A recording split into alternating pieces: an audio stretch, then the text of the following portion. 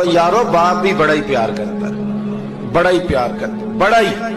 पता है बाकी तुम्हें तोहफे देते हैं, बाकी तुमसे मोहब्बत करते हैं, तो बाप तो बेटे को अपनी जवानी दे देता है, अपनी जवानी अपने बेटे के नाम कर देता है। बाप भी बड़ा ही प्यार करता है संगियो, कोई नहीं तोल सकता।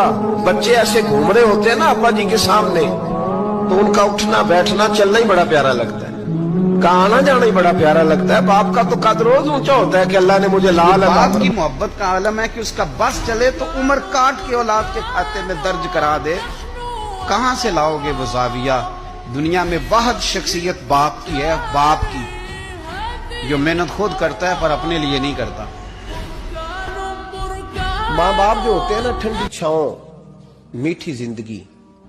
माँ अनपढ़ भी हो ना तो कम से कम यूनिवर्सिटी होती है, और बाप अगर बिल्कुल अंगूठा छाप भी हो ना, तो किसी कॉलेज में, मदरसे में, इदारे में ना पढ़ा हो, तो बेटे के हक में जिन चीजों की जरूरत होती है वो सारी अल्लाह बाप को अता करके भेजता है।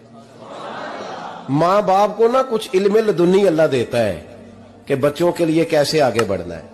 माँ बाप एक हुस्न है मुआशरे का।